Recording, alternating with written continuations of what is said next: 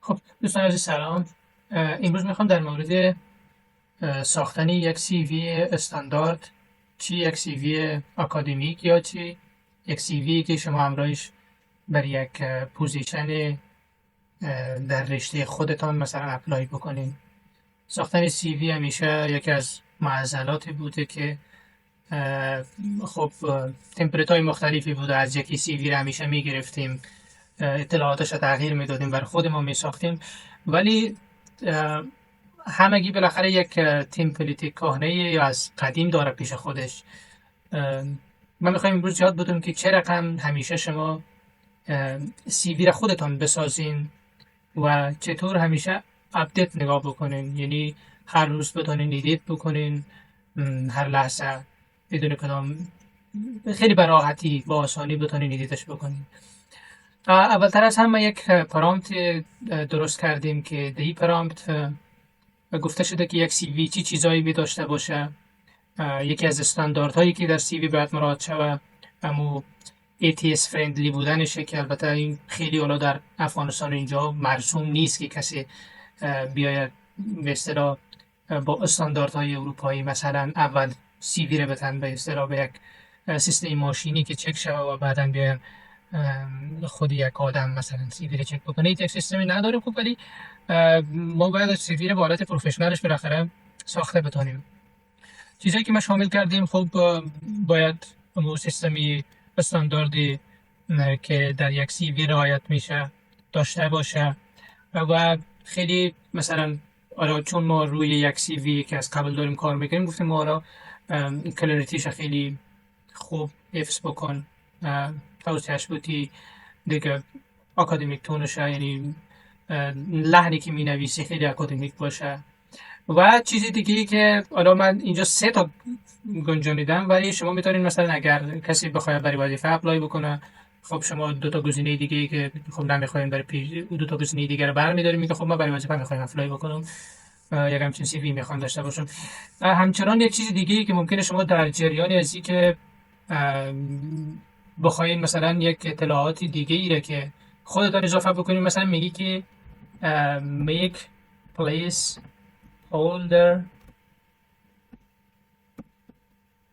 within the CV in case if needed.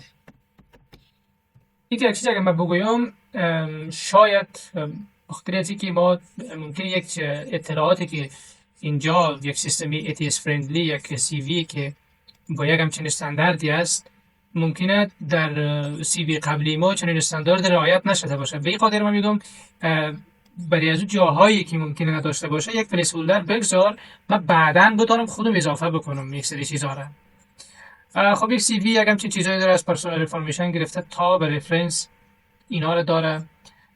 دیگه چیزی که مربوطی یک سی وی میشه همش بی پرامپت گنجانیده شده، من حتما شریک میکنم.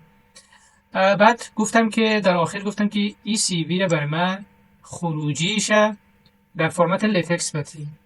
لتکس به اصطلاح امروز سی وی شما رو میاره به عنوان یک حالتی از کد لتکس میگن براش که ما میبریم. حالا اگر نرم افزارش رو داشته باشیم در کامپیوترتون که چی بهتر، خب چیز میگه کامپایلش میکنیم، ولی اگر نداشتین مشکل نداره، اینجا آنلاین هم میشه کامپایلش کرد. من این پرامپت کاپی میکنم میبرم روی یکی از هوش مصنوعی که حالا هر هوش مصنوعی که شما همراهش راحت هستین اونو دارینش.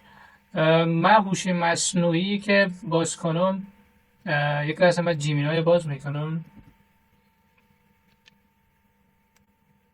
خب در جیمینای من اینجا پرامپتی که نوشتم و انسرت میکنم و سی وی که حالا در هر فرمتی که داشته باشین فرقی نمیکنه. خیلی اگر فرمتی ورد داشته باشین یا پی دی اف در هر فرمتی که داشته باشین، سی وی رو اینجا وارد میکنیم. خب همچین سی وی است. من این سی وی رو میخوام که با او حالتی که خودم میخوایم داشته باشم. خب من سی وی رو انسرتش کردم. حالا روی قوی ترین حالتی که از هوش مصنوعی و در دسترس دارم تینکینگ است که روی از این میگذارمش و منتظر میشم که بر من کد لتکس سی ویه که با مشخصاتی که خواستم بر من بده.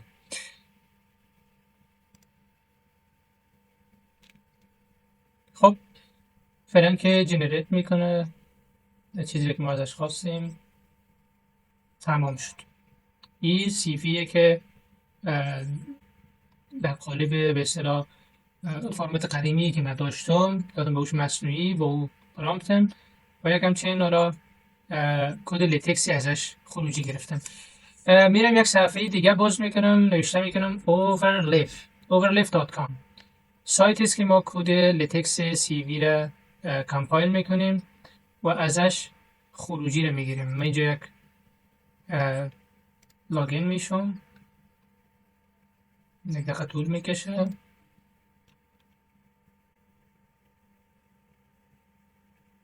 من لینکی که برای ازی استفاده شده را حتما شریکتان میسازم. سایت اوورلیف که لاگین شدیم یک همچین صفحه‌ای داره، روی پروژکت میزنیم، یک پروژه جدید ایجاد میکنیم، یک بلانک پروژکت، مثلا حالا اسمش هر چیزی که شما گذاشتین. بعد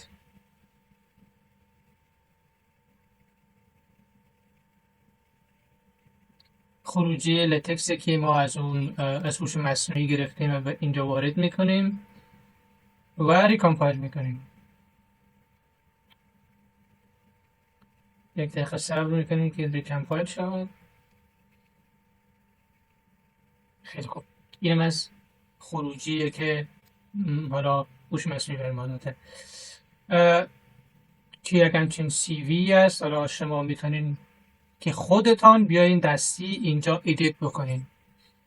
یکی از خوبی وبسایتی است که شما سی وی تان همیشه اینجا ذخیره می داشته باشین. حتی اگر با تلفنتان هم در بیرون بودین میتونین خودتان سی وی تان رو ادیت بکنین، جای رقم و اضافه و یا حذف بکنین. بخاطر از اینکه بهتر بفهمین بخش ادیتوری اوورلیف را اینجا دو گزینه داره، یکی کد ادیتور. اگر شما بیشتر کدش که میفهمین که چه بهتر، اگر نمیفهمین اینجا میتونین از ویژوال ادیتور استفاده بکنین که بیشتر حالت قریبی به حالت اصلی خود خروجی که داره رو براتون نشان میده. اینجا میتونین هر چیزی که خواسته باشین ادیت بکنین. حالا چون سی وی خیلی کوتاه بود، در 2 صفحه حالا در 1.5 صفحه هم که نشده سی وی کمتر از این. حالا ممکنه سی وی شما خیلی طولانی باشه، 4 صفحه 5 صفحه باشه، خب و در هو حد هم برای شما خروجی را از سی وی خودتان میسازه. این هم کاری بود که با این میشه انجام داد با اوورلیف. و بعدش خروجی رو ما میایم اینجا دکمه دانلود پی دی اف میزنیم، به صورت پی دی اف خروجی به اصطلاح سی وی خود میگیریم. حالا شما میتونین این پارامتر با بقیه هوش‌های مصنوعی دیگه هم امتحان بکنین که ببینین چی جوابی میده بر شما. دیگه دیدین هر کدومش فرمتش بهتره، از امروز استفاده بکنین دیگه. این چیزی بود که خب امروز